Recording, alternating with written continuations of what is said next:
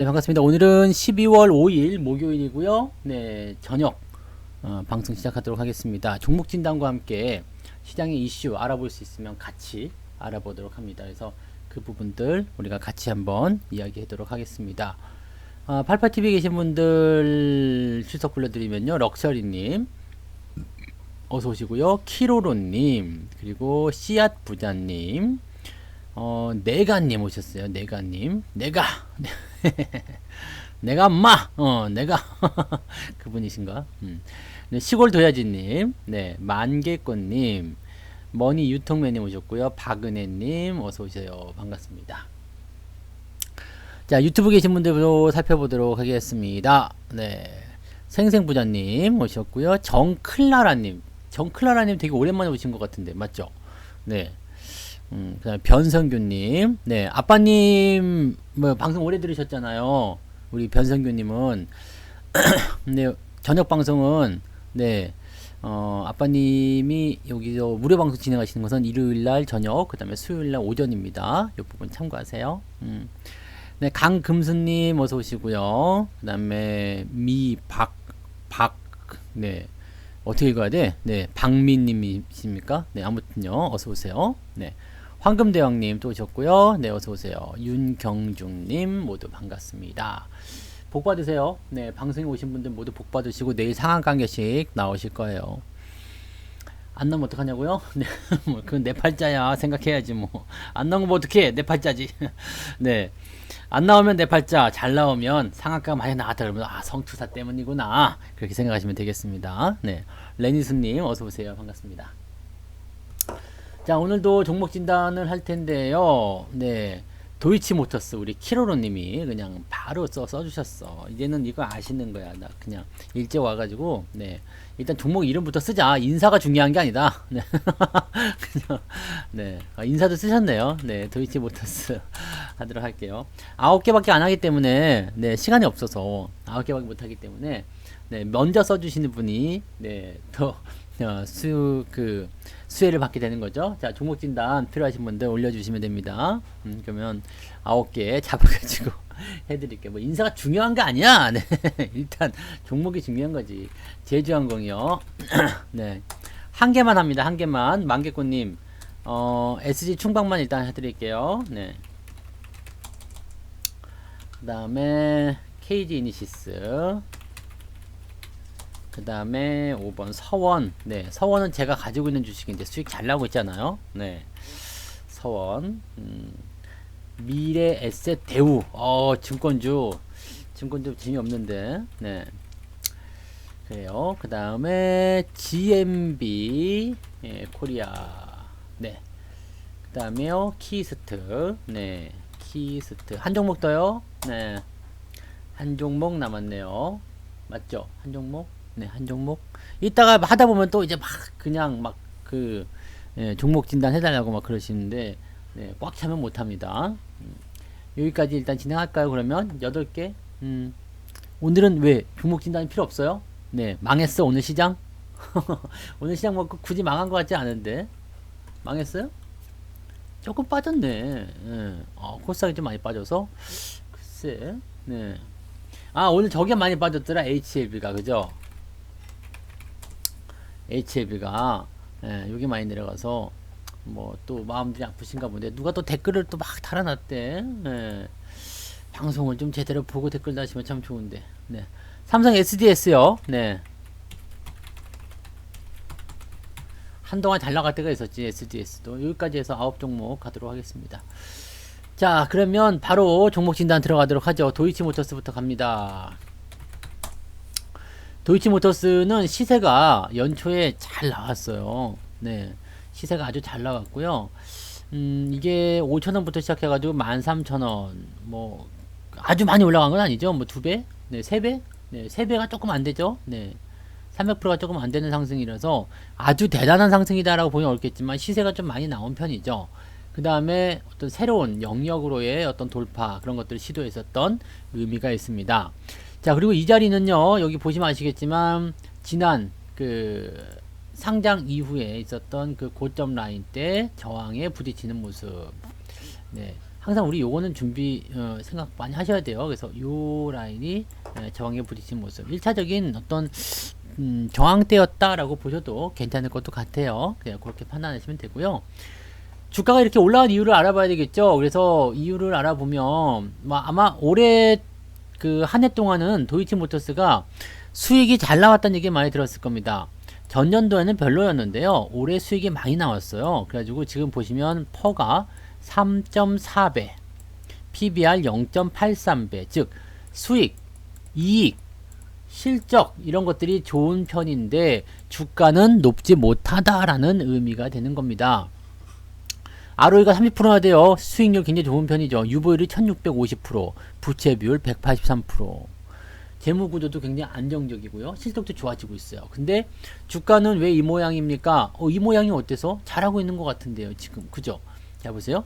추세라는 부분들은 이렇게 그어질 수가 있겠죠. 완만한 상승. 네, 진행되고 있습니다.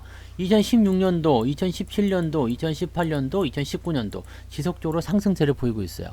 문제는 뭐냐면 고점 대비 많이 내려왔다는 거죠. 항상 이게 문제야. 고점에서 매수하는 거. 네. 실적에 대한 부분들이 크게 반영이 되면서 주가가 연초에 많이 올랐어요. 그리고 나서 실적이 더 좋아지고는 있습니다만 어떻게 되고 있어요? 실적이 좋아지고는 있습니다만 반영이 이미 끝난 상태죠. 그래서 주가가 이렇게 흘러내리는 그 모양새입니다. 이 과정 속에서 뭐 자사주 매각이라든지 뭐 이런 등등의 여러 가지 이슈들이 있었습니다만은 특이한 어떤 효과를 만들어내지 못했고요. 실적이 좋아진 것에 비해서 너무 주가가 단계 많이 올랐다라는 인식이 좀 있었을 거예요. 그 상태에서 주가가 흘러내리는 모습, 원래 나 정상 추세로 돌아갈래 라는 생각을 해본다라면 지금 자리는 지극히 정상적인 위치까지 왔다 보시면 되겠습니다. 어떻게 보면 지금은 거의 다 맞았다 볼 수 있겠고요. 7,000원 라인대가 지지선의 역할을 할 가능성이 높습니다. 물론 지지선이 여기서 나왔다라고 해서 여기가 지지가 되리란 법은 없습니다. 왜냐하면 추세가 어떻게 되고 있어요? 역배열이죠? 네. 역배열이고요. 저점 지지를 받아내고 있지만 이게 무너지게 된다면 하락 추세는 더 진행된다라고 보셔야 됩니다. 다만 현재 구간대에서 매물대가 제법 강한 편이겠죠? 그래서 주가가 밑으로 내린다고 하더라도 하방에 대한 압력은 크지 않을 것 같다. 변동성에 대한 부분들이 내려가려고 하면 계속 받아주는 모양새가 있을 것 같다라고 생각은 해주시면 될 것 같아요. 자, 그래서 이 기업은요, 현재 내릴 것이 거의 다 내려왔기 때문에 굳이 매도하실 이유가 없어요. 실적 좋은 것이 연초에 거의 반영이 되었다 이거죠. 네. 그래서 지금은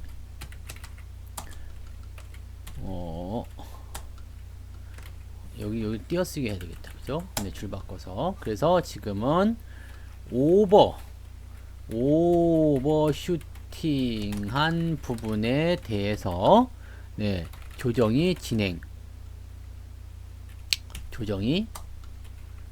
진행되는 모습이다. 지지선은 7,000원 수준에 형성되고요. 네, 이탈된다면 매도를 통한 리스크 관리도 필요하다. 네. 그런데 지지선이 제법 강하기 때문에 특별히 부담은 없을 것 같고 현 구간은 이미 많이 내려와서 보유를 그대로 유지해도 문제가 없어 보입니다. 이렇게 보시면 되겠죠. 신규 매수 같은 경우는 지금 뭐 이렇게 썩 좋다라고 볼 수는 없겠습니다만 가지고 계신 분들은 네, 굳이 매도를 안 하셔도 괜찮은 위치 이렇게 봐주시면 되겠네요.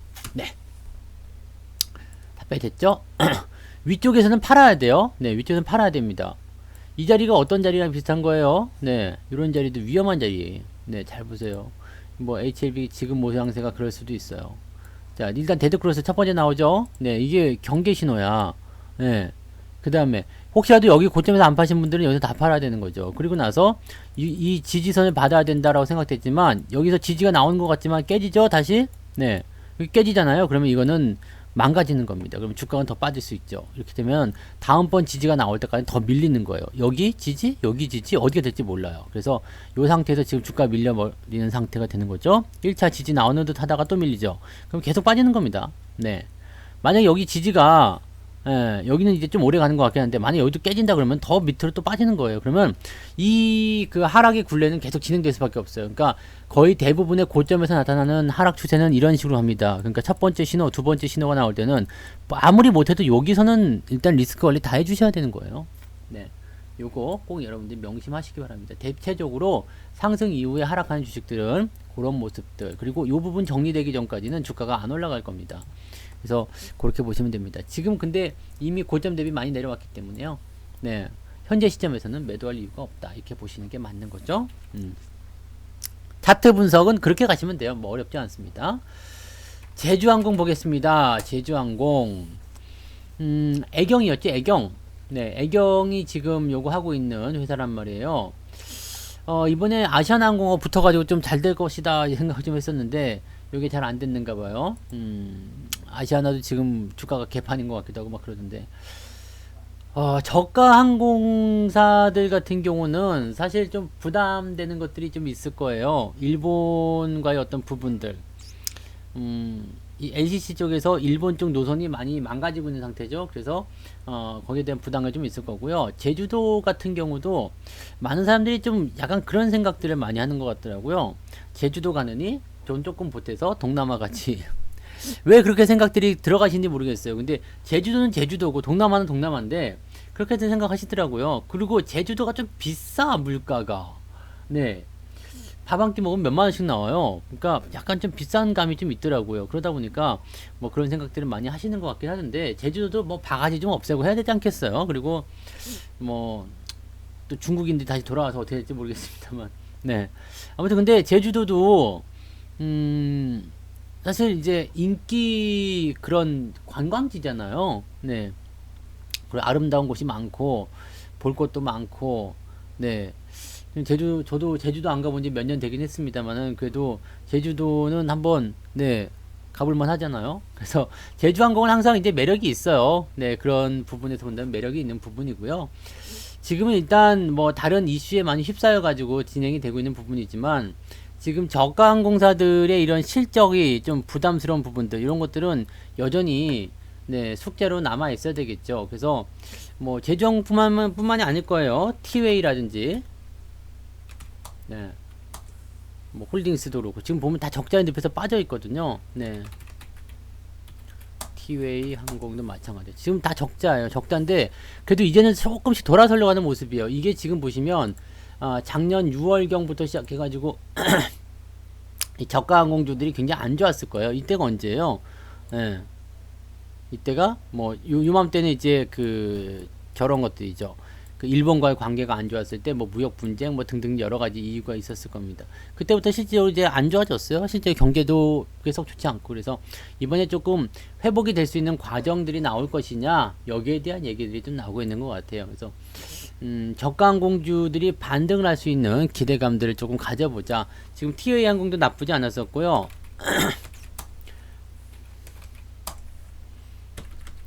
진에어, 네, 그 다음에 에어 부산, 그죠? 네, 에어 부산 이런 것들이 전체적으로 지금 보면은 네, 현재 구간에서 더 밀리지는 않고 있는 모습이죠. 그러니까 최악의 국면 좀 지나갔다, 뭐 이런 식으로 좀 보시는 것도 괜찮을 것 같네요.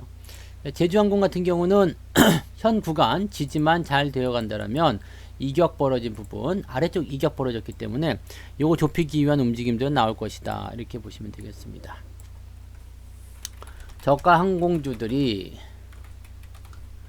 실제로 실적도 감소하고 상황도 썩 좋지 못해서 주가가 계속 하락했으나, 그죠? 하락했으나 서서히 회복의 길로 들어서고 있는 모습이다. 하락으로 인한 이격도를 좁히려는 움직임이 나올 것으로 생각되므로 현 구간은 보유 관점이 유리합니다. 장기적인 전략으로의 어떤 매수 의견들은 잘 모르겠습니다만은 단기적 전략에서는 현재 아래쪽 저점 지지를 통해서 반등을 이용하는 그런 정도의 매매 이런 것들은 뭐 단타를 이용하시는 분들이 한 번씩 이용해 볼 만한 그런 법칙도 나올 수 있겠다 생각은 좀 듭니다. 그래서 매수 같은 경우는 뭐 중립이라고 보시면 될 것 같아요. 네, 단기적으로 대응이 가능하신 분들은 뭐 매수를 해서 대응해 보시는 것도 나쁘지 않겠다 생각되는데 사실 뭐 그런 매매는 그렇게 썩 권장하고 싶은 매매는 아니기 때문에요. 장기적으로 보시려면은 조금 더 상황을 지켜보고 접근하자 이렇게 보셔도 괜찮을 것 같죠? 네, 현재 나쁘지 않습니다. 제주항공 네, 그냥 조금 더 홀딩하셔도 괜찮을 것 같아요. 자, 그 다음에 보실게 SG 충방이요. 요거는 언제 내가 이런 것도 해줬나 본가 보다. 그죠? 네. 뭐 중국, 북한 뭐 이런 얘기 했는가 본데. 네. 한반도 그림 그려져 있잖아요. 그래서 이런 이야기를 예전에 했었나 보다. 요거는 지금 보시면은요, 네, 추세는 하락세입니다. 그리고 지지에 대한 부분들이 일단 여기서 나타나고 있습니다. 여기에 굉장히 좀 강한 지지인 것 같아요. 저점 지지대에서 여기 라인 때 지금 보세요. 여기거든요. 그러니까 한 1,400원, 1,600원. 네. 1,600원 좀 되네요. 1,600원 라인이 강한 지지인데 추세는 지금 보시면 계속 하방으로 가고 있죠. 여기 지지를 통해서 반등, 그 다음에 또 다시 내려왔다가 반등, 네, 그 다음에 또 다시 내려왔는데 이 간격이 점점 좁혀지고 있어요. 잘 보세요. 이렇게 해서 좀 더 크게 그려야 되겠다. 이렇게 해서 지지가 이렇게 되어 있고요. 그 다음에 이렇게 진행되겠죠. 움직임이 이렇게 진행될 거예요. 그러면 이런 것들은 뭐냐면 삼각수렴에서의 꼭지점이 거의 다가왔다 보시면 되겠습니다. 삼각수렴은 어떻게 되냐면요, 이렇게 해서 네, 삼각 형태가 만들어지게 되면 여기 꼭지점, 이 꼭지점 부분에서 주가가 위로 가느냐 아래로 가느냐가 결정이 됩니다. 그래서 지금 현재 이렇게 변동을 좀 보이든 뭐 어쨌든 간에 요 범위 안에 들어가 있다면 여기와 가까워졌을 때 뭔가 방향이 결정되기 때문에 여기까지는 일단 홀딩 하시는 것이 맞아요. 네, 그 다음에 상승을 하게 된다면 뭐 추가 매수나 아니면은 뭐 신규 매수나 이런 것들 생각하시면 되겠고요. 하락으로 가게 된다면 비중 축소나 매도 의견을 가져가시면 됩니다. 지금은요, 깨끗하게 다시 그림을 그어보면요, 저점 지지는 여기 나와 있고요. 추세가 하락으로 간 것은 이렇게 진행되고 있습니다. 그럼 어떻게 됐어요? 아직 꼭지점이 만들어지지 않았죠? 네. 그럼 여기에서 이제 반등이 다시 한번 만들어질 가능성이 좀 있을 겁니다. 이런 식으로. 네. 반등이 진행될 가능성이 있을 거예요. 그러면 그 반등이 나가더라도, 이제 뭐 본격적으로 올라가겠구나. 이런 게 아니라, 네. 요 범위 안에 갇혀 있는 모습이기 때문에, 좀 이제 이런 흐름을 타고서 조금 더 시간이 진행이 돼야 되겠다 보셔야 되겠죠. 요 범위 안에서 움직일 때는 큰 걱정하지 않으셔야 될 것 같습니다. 그리고 내려가게 되면 다시 반등 나가는 모습이 생길 것으로 생각되기 때문에 뭐 그런 부분들을 좀 감안하시면 될 것 같아요. 저점 대비해서 변동폭은 한 2, 3% 정도 나올 것 같은데 12, 3% 정도 변동폭을 가지고서 매수한다. 그것도 약간은 좀 애매하죠. 네, 변동성 완전히 끝날 때까지는 좀 기다려 보시는 게 유리하지 않을까 생각이 듭니다. 지금 시간이 좀 필요할 것 같아요. 삼각수렴의 끝자락에서 방향성이 결정이 되는데 지금은 끝자락에 아직 도달하지 못해서 방향이 결정되지 않은 시점이다 이거죠. 그래서 지금은 홀딩 전략이 가장 좋고요. 방향성이 결정되고 나서 매수나 매도를 결정하세요. 네. 갖고 계신 분들은 홀딩입니다. 일단 시간은 조금 더 투자하셔야 될 거예요. 자, 그 다음에 빨리빨리 갈게요. 네. KG 이니시스. 사실 지금은 이제 종목 진단은 여러분들이 너무 필요로 하시는 것들이 많죠. 근데 시간이 안 따라줘서 참 안타깝긴 하네요. 전자결제 시스템입니다. 전자결제는 우리가 어떻게 보면은 미래의 먹거리라고도 볼 수 있을 것 같아요. 전자결제 지금 안 하시는 분은 없잖아요. 그죠? 지금, 그런데 봤다. 내가 얼마 전에 자동차 그 수리를 하고 결제를 하는데 카드 단말기가 없대요. 그래가지고 그 옛날에 아시죠? 이렇게 카드 종이를 이렇게 카드 위에다 올려가지고 이렇게 볼펜으로 이렇게 막 긁어서 네, 번호 나오게 하고 거기다 사인하고 그래서 그렇게 카드 결제했었던 거. 그때 신용카드 없어서 몰라요? 네, 불과 몇 년 전일까요? 한 30년 전? 그 정도만 해도 다 신용카드 그렇게 긁었어요. 네.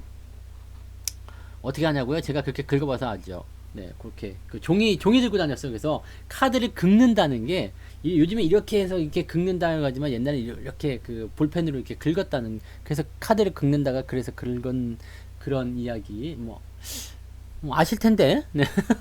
왜 나만 이상한 게, 네. 저만 나이 든 거 아니잖아요. 저만 옛날 사람 아닌 거예요. 네, 여러분들 다 아시는 내용입니다.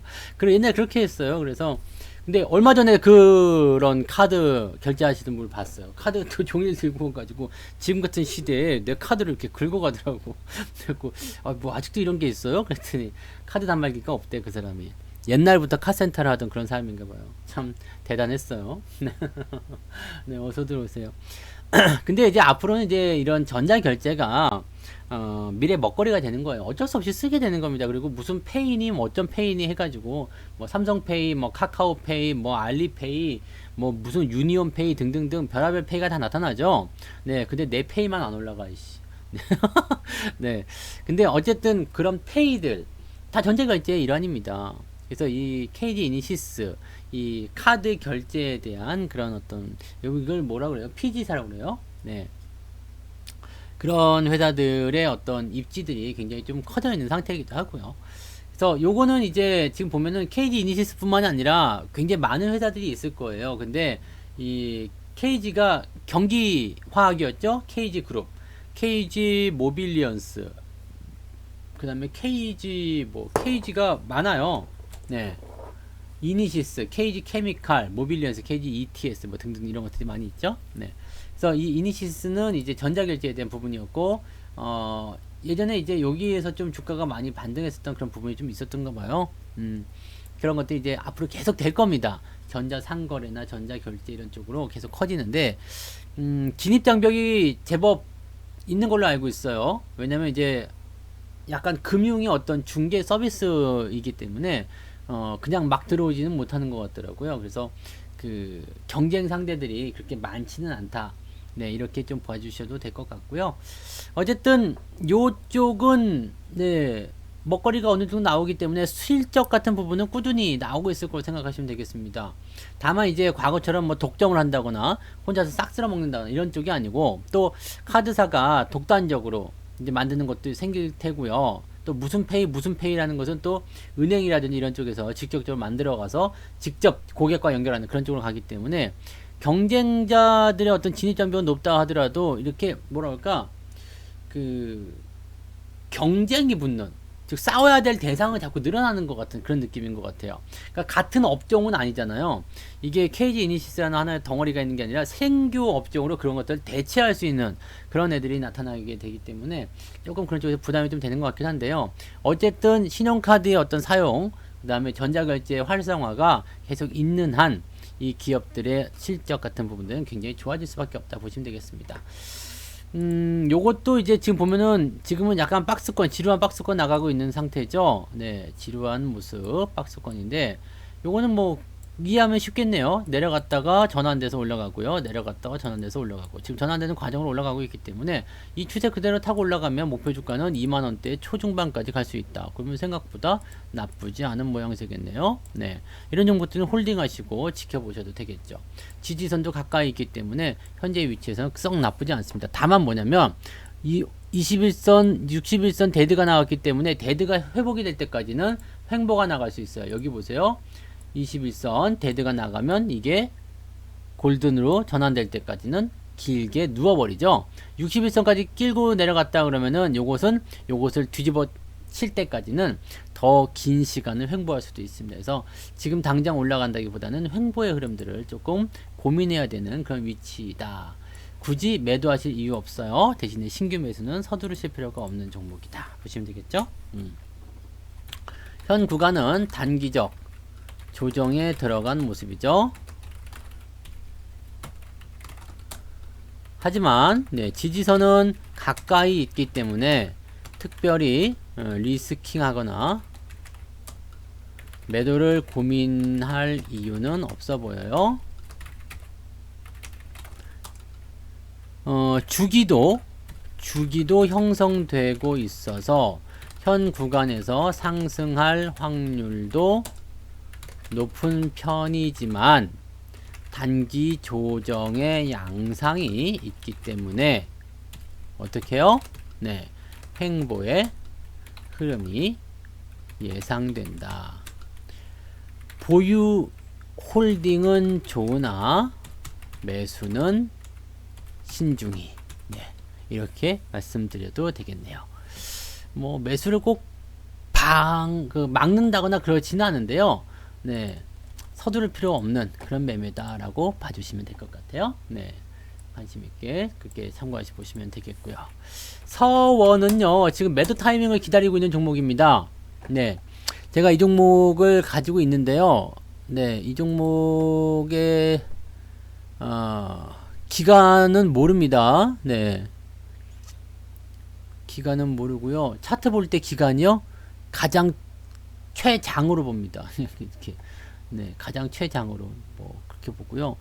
뭐 앞으로 얼마나 횡보할까요? 그런 거는 저도 잘 몰라요. 네, 어떻게 될지는. 서원이 1140원에 매수가 됐네요. 1140원이면 얼마니? 여기겠네요. 네, 선을 그어봐야 되겠다. 제가 매수한 가격이 여기에요. 네, 제 계좌에 들어있네요. 그럼 뭐 요 기간 언제까에 매수했겠죠? 네, 아마도 요 정도에서 매수하지 않았을까 싶네요. 네, 요 정도에서. 네, 차트 기간은 최대로 봅니다. 최대. 지금 여기 기간을 저는 이제 999999 해가지고요, 볼 수 있는 최대한으로 보고 있습니다. 차트는 가장 길게 보는 게 좋거든요. 짧게 보면 볼수록 정확도가 떨어져서요. 네. 자, 지금 보면은 아마 여기 연초에 매수했을 가능성이 굉장히 높아 보입니다. 왜냐면 저는 이평선이 역배열일 때는 매수를 잘 안 하고요, 이렇게 전환 포인트가 만들어질 때 매수하거든요. 그렇다면 저의 어떤 판단으로 봤을 때는 매수를 아마 여기서 했을 것 같다 생각이 들어요. 4월달 정도에. 네, 요 정도에서 하지 않았을까 싶습니다. 제가 좋아하는 위치이기도 하고요. 모양새가 추세 하락에서 지지, 여기 삼각꼭지점 나왔죠? 그 다음에 뭐가 됐어요? 전환 포인트로 돌파가 됐단 말이에요. 네, 그럼 여기서 이제 매수를 해봤을 것이다.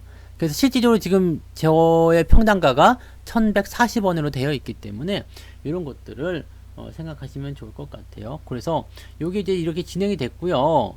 뭐 단기 실세가 나와도 안 팔았고요. 손실이 나와도 안 팔았고요. 그냥 뭐 개겼지. 네, 그랬더니 지금 이렇게 며칠 전부터 막 올라가더라고요. 그러더니 지금 수익률이 약 80% 정도 나온 것 같은데요. 네, 100% 나올 때 팔아먹으려고 기다리고 있습니다. 자, 단기적 상승이 나올 때 어떻게 대응해야 되는지 알려드릴게요. 보통은 이제 이렇게 주가 상승이 이렇게 계속 진행될 때는 말이에요, 보통은 종가 기준, 네, 5일선 이탈 시 매도를 많이 봅니다. 근데 여기서 그렇게 되면 팔아먹었으면 좀 아까웠겠지만 보통 단기 대응할 때는 그런 식으로 대응을 많이 해요. 그래서 5일선이 무너질 때, 5일선 추세가 무너져서 완전히 흘러버렸을 때, 그럴 때 매도를 많이 치게 되는데, 지금은 이제 이 구간은 넘어갔으니까 일단 넘겨서 보고요. 이렇게 진행이 된다 그러면 여기 지금 5일선 위쪽에서 놀고 있죠? 그러면은 단기적 매수가 계속해서 강하게 주가를 밀고 있다는 얘기나 마찬가지입니다. 위에서 별 난리를 치든 말든 상관하실 필요가 없어요. 자, 이평선 5일선 위에 있다. 그럼 얘가 여기에서 이렇게 춤을 추든 뭐 아니면은 5일선에 바짝 붙어서 가든 그거는 신경 쓸 필요가 없어요. 5일선 위쪽에서 계속 홀딩 하시면 되고요. 중기로 보실 분들은 5일선과 21선 데드크로스 나올 때까지는 계속 홀딩 하셔도 별 문제 없습니다. 현재 시점에서 잘 보세요.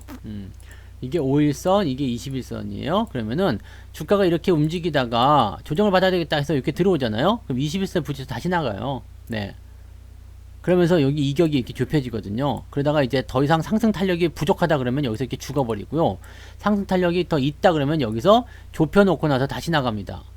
네, 요런 전략들로 많이들 보여요. 그래서 단기 급등한 종목들은 5일선이 일단 기준인데, 추세적인 부분을 연결해서 보려면 5일과 21선을 같이 묶어서 살펴야 한다라고 보시면 됩니다. 네, 그래서 지금은 매도하실 필요성은 없고요. 조금 더 지켜보셔도 됩니다. 조금 더 지켜보셔도 되는데 매도 대기를 하셔야 합니다. 이격이 계속 벌어지고 있기 때문에 리스크는 커지는 거예요.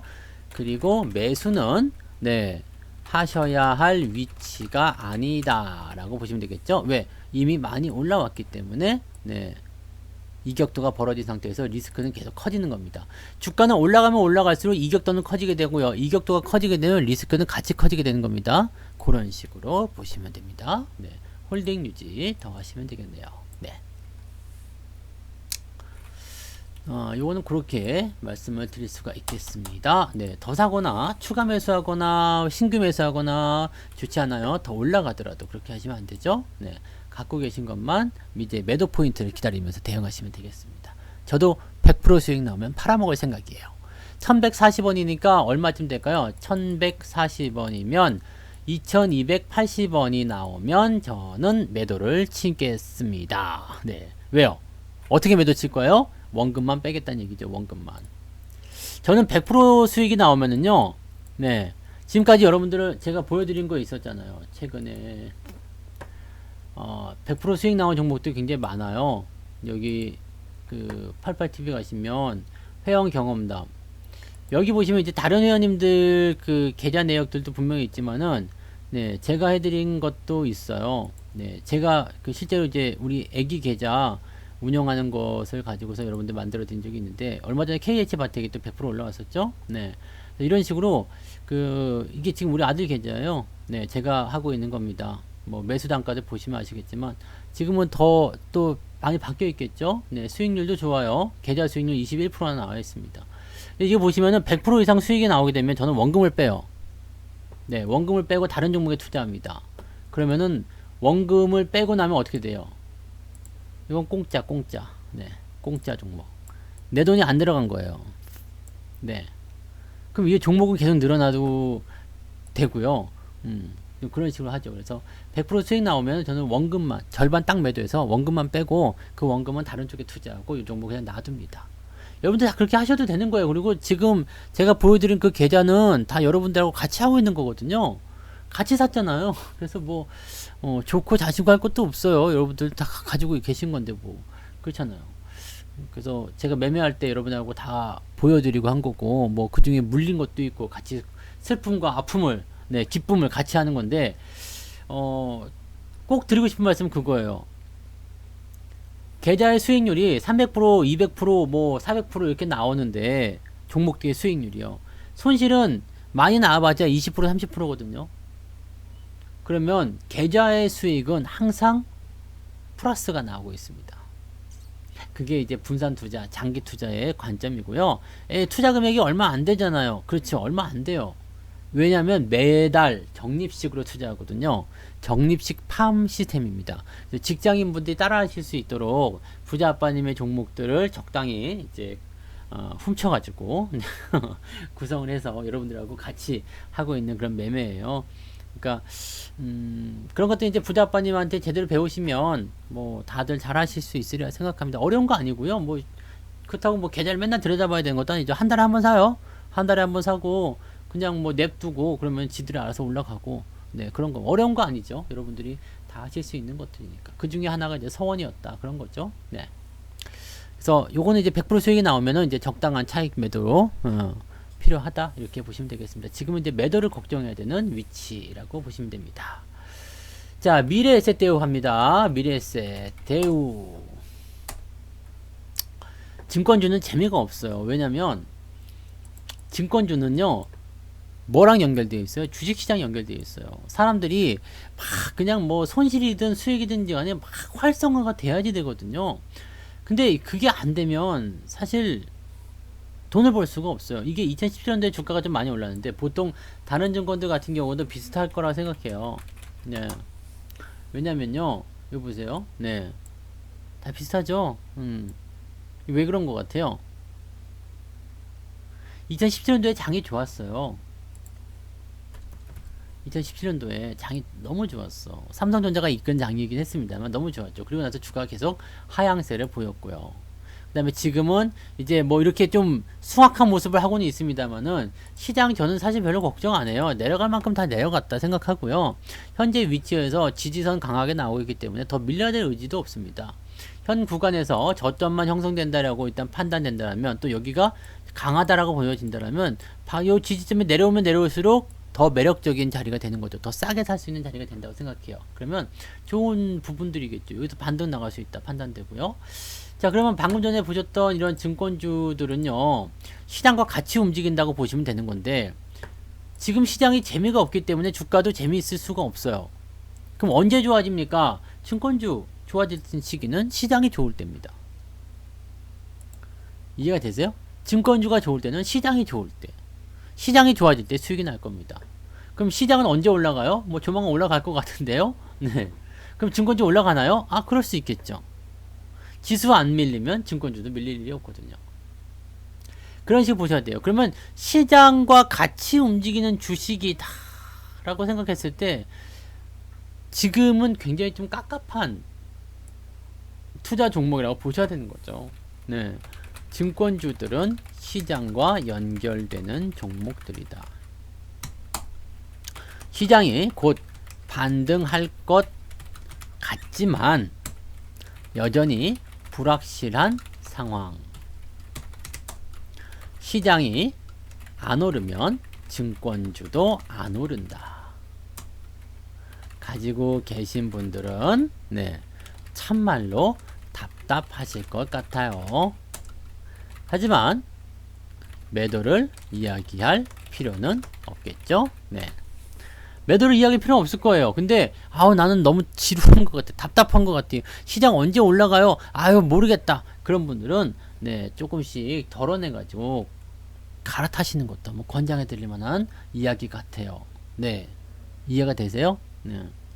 시장과 같이 움직이는 거라면 굳이 증권주를 매매할 이유가 없을 것 같아요. 증권주를 매매할 때는 뭔가 다른 이슈가 있거나 이유가 있거나 그랬을 때는 상관없겠죠. 뭐 정말 길게 보신다거나 뭐 아니면 특정한 어떤 증권주에 뭔가 이슈가 있었다거나 그런 쪽으로 가시면 모르겠습니다만 시장과 함께 움직여야지 라고 한다면 오히려 레버리지를 투자하시거나 그죠? 뭐 코덱스 레버리지나 이런 쪽에 투자하시거나 아니면 뭐 ETF 쪽으로 가시는 게 더 맞지 않나 싶습니다. 아니면 삼성전자를 그냥 매매하시는 것도 괜찮을 것 같아요. 삼성전자랑 시장이랑 거의 같이 움직이기 때문이죠. 그러면 증권주보다는 훨씬 더 수익이 잘 나올 것 같은데요. 굳이 매도하실 이유는 없겠습니다만 들고 가시는 것도 그렇게까지 매력적이지는 않지 않나, 좀 지루하지 않겠는가 그렇게 생각이 듭니다. 참고하시면 되겠네요. 네. 증권주는 늘 그래요. 그래서 시장 지금 어때요? 물어봐서 시장 괜찮아? 그러면 증권주 잘 가겠구나 그렇게 생각하시는 거죠. 네. 대부분이 그렇습니다.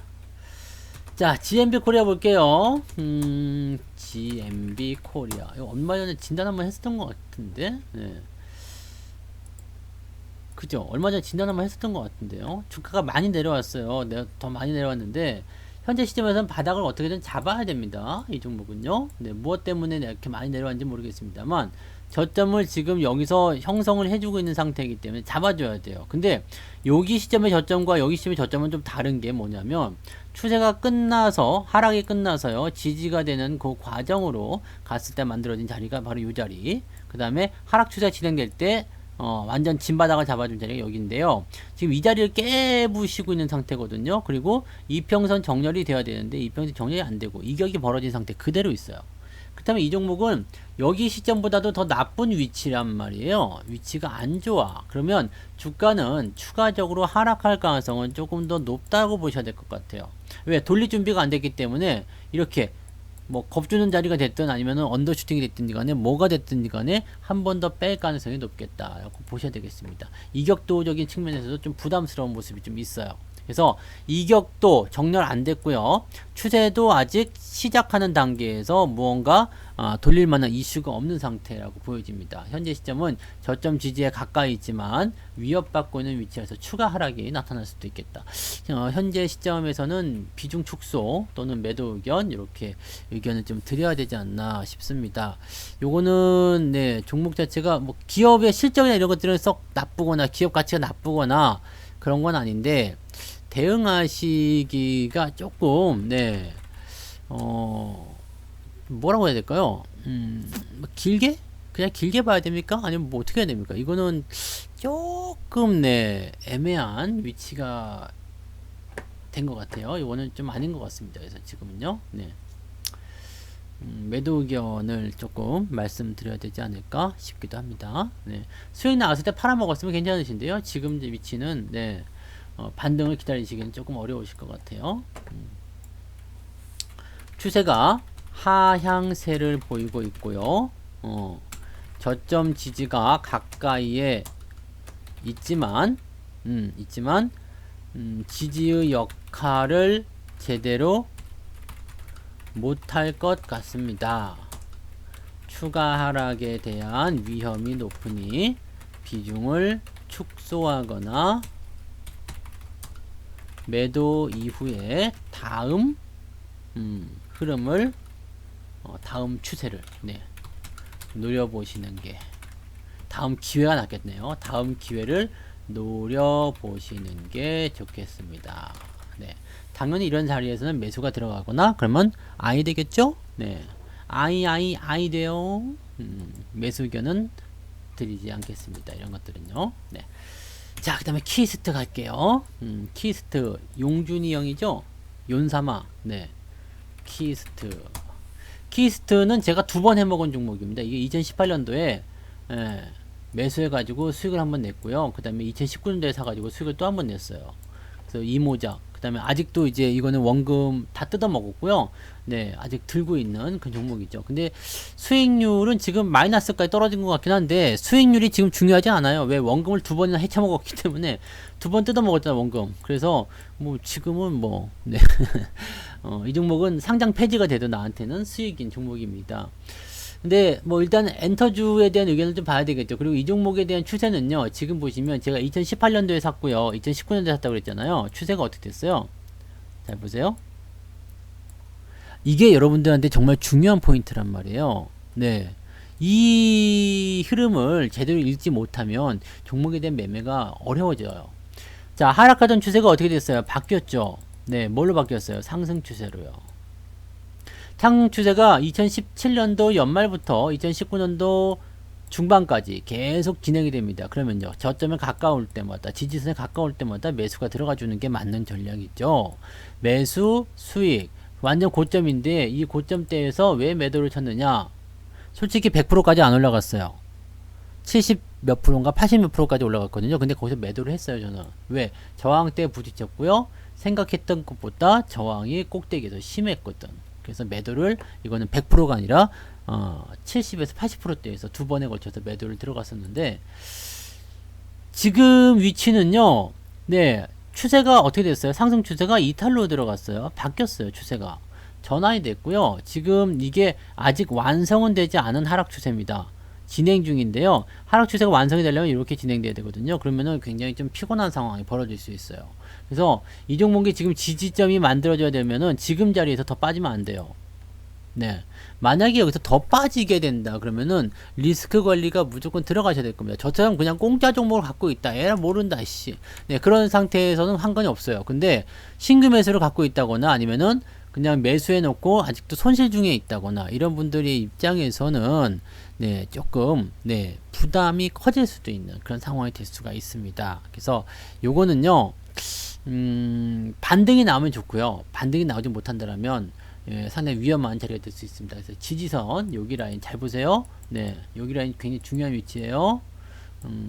여기 네, 2,400원 좀 되겠네요. 2,400원 이탈하게 된다면 추세가 뭘로 진행된다고요? 하향 추세가 완성이 되는 겁니다. 네, 추세선 긋는 방법은 예전에 알려드렸죠. 네, 추세선은 어려운 거 아니에요. 저점 연결 2개 이상 되는 거 연결하시면 되고요. 고점 2개 이상 연결하시면 그냥 그게 추세선이 되는 겁니다. 위쪽에 있는 건 뭐예요? 아래쪽에 있는 건 뭐예요? 오버슈팅, 언더슈팅. 네. 그래서 언더슈팅에서는 세게 올라가죠. 네, 오버슈팅에서 세게 내려가죠. 예, 요게 추세를 이용한 매매예요. 그 다음에 추세가 바뀌었죠. 고점 라인이 이렇게 두 개가 연결이 됐어요. 그러면 요게 그대로 평행선으로 오면 네, 어떻게 되겠어요? 저점, 첫 번째 저점 여기 되니까 요렇게 평행 라인이 되겠죠. 그러면은 요게 이렇게 내려오게 되면 이제 하락 추세가 완성이 되는 거예요. 그러면 반등이 나가더라도 약한 흐름이 만들어지게 되는 거죠. 그럼 종목 자체가 굉장히 더러워집니다. 그래서 매매를 조심하게 조심하셔야 되는 그런 위치라고 보셔야 돼요. 차트의 흐름들은 이렇게 보시면 되는데, 만약에 여기서 지지가 만들어진다 그러면 상황이 좀 바뀌어요. 네. 하락 추세로 가는 것이 아니라 지지가 된다 그러면 뭐가 되겠어요? 쐐기가 되겠죠? 네. 하락 쐐기 형태의 모습으로 가기 때문에 이렇게 되면은 투자자들의 심리가 바뀝니다. 투자자들의 심리가 바뀌면서 어떻게 바뀌겠어요? 전체적으로 흐름이 이렇게 우상향 또는 우하향으로 바뀌게 되겠죠. 요 내용들을 보셔야 됩니다. 그래서 지금 키이스트는요, 지금은 보유 관점 보셔도 됩니다. 네. 다만, 네. 언제라도 매도할 수 있도록 주의하시기 바라고요. 저점 지지가 2,400원 정도 형성되고 있는데, 이 구간을 지켜주지 못한다면 하락 추세가 형성될 수 있습니다. 네. 그러면 일단 매도 의견으로 볼 수 있네요. 네, 이렇게 보시면 됩니다. 지켜지면 일단 홀딩이고요. 네, 지켜지지 못하면 매도 의견입니다. 매수 의견은 없어요. 이런 것들은 지금 매수하는 위치가 아니다 라고 보셔야 됩니다. 네. 차트 분석만을 너무 맹신하는 거 아닙니까? 라고 말씀하시는 분들도 가끔 계시던데요. 차트를 보는 이유는, 기업 분석은 지금 제가 기본적으로 다 해놓은 거예요. 네, 여기 위에 지표도 나와 있죠. 요거 보면은요, 뭐 실적의 추이라든지 이런 것 때문에 안 나올 뿐이지 대부분은 다 알 수 있어요. 이 기업이 지금 어떤 상태인지 대부분 알 수 있고요. 차트를 좀 이렇게 그 흐름적인 부분하고 추세하고 전체적인 그런 모양새들을 가지고서 여러분한테 분석해 드린 이유는 뭐냐면, 차트 안에 투자자들의 심리가 그대로 들어있기 때문에 그런 거예요. 많이 보시다 보면 그 부분이 보이실 겁니다. 너도 알고 나도 알고 있는 그런 상태. 자, 음봉이 이렇게 크게 나왔어. 짱대 음봉과 거래량이 터져요. 그럼 조정이 나온다. 너도 알고 나도 알죠. 그럼 조정이 나오는 겁니다. 그런 것들을 이용할 줄 알아야 돼요. 그래서 차트에 대한 부분들을 항상 여러분들이 많이 좀 다뤄보시고 느껴보시고 하셔야 됩니다. 지금 이렇게 한번 듣고서 그냥 다 기억 못 하세요. 그냥 자꾸 들으시고 자꾸 또 똑같은 상황을 맞닥뜨려보고, 또 차트가 똑같은 모양이 안 나오거든요. 근데 비슷비슷하게 움직이기 때문에 자꾸 연습하다 보면 결국엔 내 것이 될 거예요. 지금 기억이 안 된다, 저장이 안 된다, 그걸 이게 놓치기 싫다, 꼭 외우고 싶다 그래갖고 막 반복하고 무리하고 그러실 필요 없어요. 밤에 코피나 그렇게까지 공부하실 필요 없고요. 그냥 하나씩 봐가면서 비슷한 모양새들 조금씩 보고 눈도장 찍어 놓고 그렇게 하시면 되는 겁니다. 네. 자, 마지막 종목이 될 것 같죠? 삼성 SDS. 시장의 이슈도 중요하고 뭐 다 중요한데요. 네, 여러분들이 그냥 기본적으로 지금 이 차트를 이용한 그 기업 분석 같은 경우들은요, 이 차트 분석을 통한 어떤 종목 진단 이런 것들은 여러분들이 이런 것들을 많이 듣고 많이 보고 경험하시게 되면 뭐가 달라지게 되냐면요, 주식을 나중에 좋은 주식을 선별을 하잖아요. 그러면 매수가 들어가야 되나 매도가 들어가야 되나 그 위치를 알게 돼요. 지금 초보 투자자분들이 가장 답답하게 하시는 것이 뭐냐면, 매도를 쳐야 될 자리에서 매수를 하고요, 버티지 말아야 될 자리에서 버티는 거죠. 그 다음에 내려가고 있는 과정에서 물타기를 막 더해버리고 네, 그게 가장 안타까워요. 사실은 전략들은 여러 가지로 여러분들이 수정할 수가 있거든요. 여러분들이 여러 가지로 보실 수가 있어요. 근데 가장 기본적인 원리는요, 하락의 기울기가 극에 달하면 무조건 뭐가 돼요? 저점을 잡은 이후에 변곡점이 나타나요. 그 변곡점은 여러분들에게 엄청난 기회를 줍니다. 근데 이 자리에서는 남아있는 사람이 없어. 왠지 아세요? 위에서 좋을 때 다 사가지고 내려올 때 그냥 계속 물타기 하다가 결국엔 나가 떨어지거든요. 마지막에는 진짜 이런 개떡같은 주식 욕하면서 떠났는데, 떠나고 나니까 어떻게 돼요? 내가 판 자리가 거의 바닥이고요. 그 시점 대비해서 엄청나게 올라가요. 그러면은 다시 살 수 있을까라는 생각 절대 못 하거든요. 살 수 있겠다는 생각 절대 못 해요. 왜? 내가 여기서 팔았는데, 내가 여기 지금 12만원에 팔았어요. 12만원에 손절 매도했어. 근데 이게 14만원이 됐어요. 12만원에 손절한 주식을 2만원 더 주고 14만원에 살 수 있겠어요? 절대 못 사거든요. 개놈의 쉽게 저거 다시 내려가야 된다. 그러면서 저주를 막 퍼붓죠. 근데 안 내려가거든. 그러면 계속 쳐다보고 있다가 꼭대기 되면은 25만원 되면 내가 팔아본 가격 대비 2배가 올라가거든. 씨, 안 되겠다. 다시 한번 복수의 칼날을 갈아보자. 이때 또 들어가요. 그럼 또 물려. 야, 이런 게 계속 반복이 돼. 이게 진짜 웃기는 얘기 같죠? 근데 너무나 많은 사람들이 이거 반복하고 있어요. 네. 종목이 바뀌어서 또 반복하고. 참 답답한 일이죠. 자, 지금 삼성 SDS는 어떤 것 같아요? 상승 이후에 뭐가 된 거예요? 자, 저항에 탁 부딪혔죠. 여러분들 이거 분명히 아셔야 되는 거예요. 주식이 어디까지 올라갈까?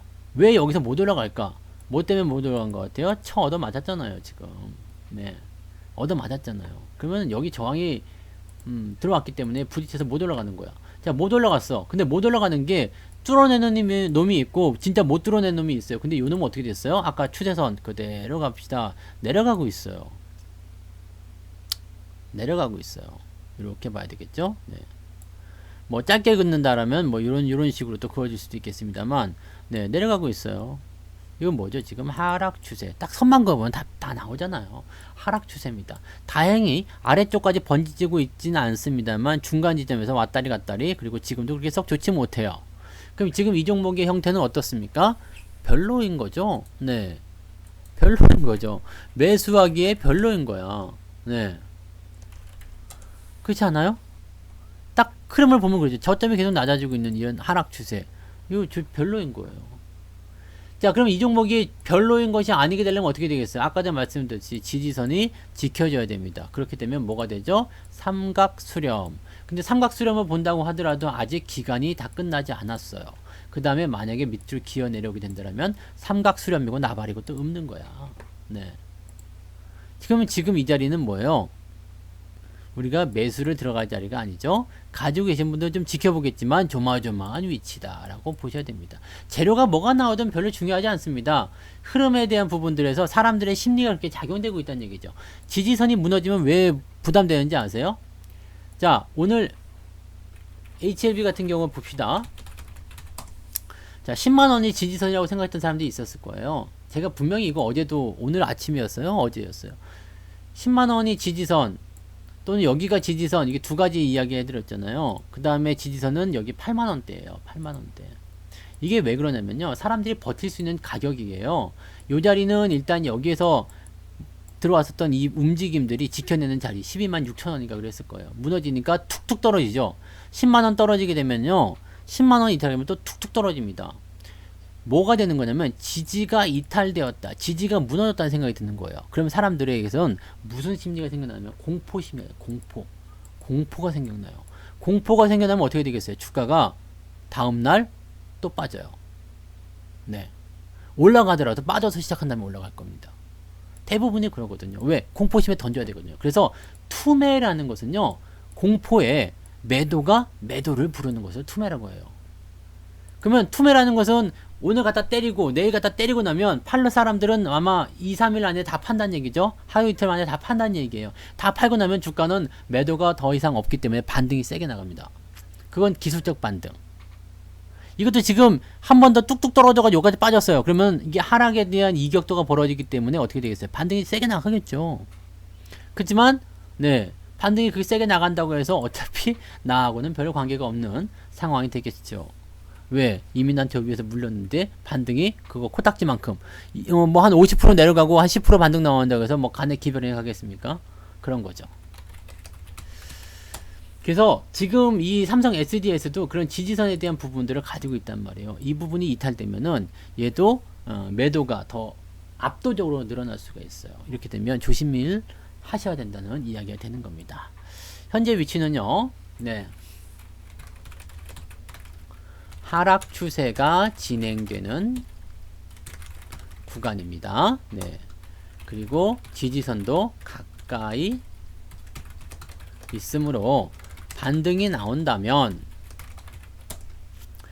상승세로 전환되는 것을 기대할 수 있으나 추가 하락이 더 진행된다면 지지선 이탈로 인한 심리가 악화되어 매도가 더 커질 수 있습니다.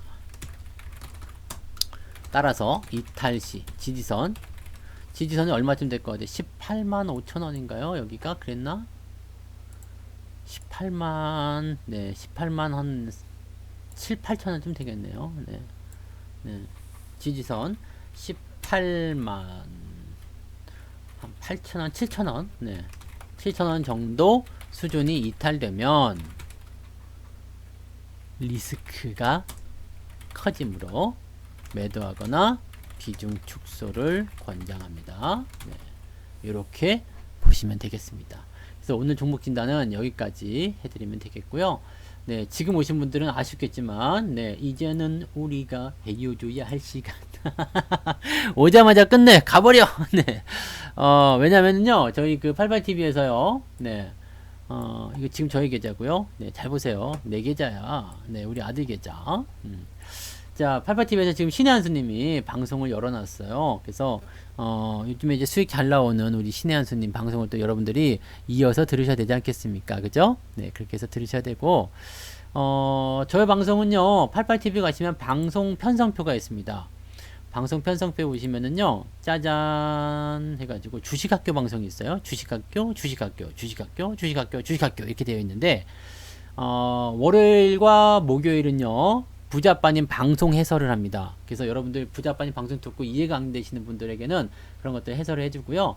저녁 시간에는 여러분들의 열화 같은, 네, 그런 요청에 의하여 이제 다른 거 다 적고 그냥 종목 진단으로 해드리고 있습니다. 그래서 지금처럼 종목 진단을 통해서 차트 분석과 시장 분석과 등등등 같이 짬뽕 해가지고, 네, 그런 식으로 진행하고 있으니까 방송 시간표 잘 활용하셔가지고 들어주시면 도움이 되실 것 같아요. 네. 처음 오신 분들도 좋고요. 네, 팟빵에서도 들으셔도 괜찮은데, 이게 화면 보면서 대응하시는 것들은 또 유튜브가 좋죠. 네, 그렇게 봐주시면 되겠습니다. 네, 인기 관리 참 맞아. 여러분들이 원하는 것을 제가 맞춰드리는, 네, 그런 전문가다라고 보셔도 되겠습니다. 자, 그 다음에 이어서 방송하실 분은, 네, 우리 88TV, 그 다음에 유튜브는 88TV 증권방송 88TV라고 또 있어요. 유튜브에도 88TV가 있거든요. 거기 가시면은 유튜브로도 보실 수가 있을 거예요. 그래서 신의 한수님 방송 진행이 되고 있으니까 요것도 같이 봐주시면 되겠습니다. 자, 오늘 여기까지 하고요. 자, 뭐 내일도 또 주말인데 변동성이 좀 클 수도 있겠죠. 그런 것들도 참고하시고, 좀 뭐 힘드니까 또 좋은 날이 오는 거 아니겠습니까? 그죠? 네. 대차게 얻어맞을수록 또 세게 반등 나오는 거니까 너무도 힘들어하지 마시고, 다만 고점에서만 좀 매매를 안 하셨으면 좋겠어요. 고점 매수만 조금 안 해주시면 그래도 그렇게 죽을 만큼 힘들진 않아요. 네, 그러니까 꼭 그거 명심하시고 대응을 하시기 바랍니다. 자, 고생하셨어요. 들어오자마자 안녕이신 분들은, 네, 쌤통? 네, 아무튼, 네, 지금 88TV 빨리 가셔가지고요. 네, 우리 신의 한수님 방송 많이 들어주시기 바랍니다. 네, 녹화 방송은 올라가고 있고요. 유튜브에도 성투사 채널이 따로 있어요. 그러니까 유튜브에 성투사 채널 검색하셔서 들어오시면 또 다양한 영상들 보실 수 있으니까 오셔서 녹화 방송 그쪽에서 보셔도 됩니다. 네, 자, 오케이, 여기까지 하고요. 저는 방송 마치겠습니다. 빨리 신의 한수님 방송으로 넘어가세요. 네, 고맙습니다.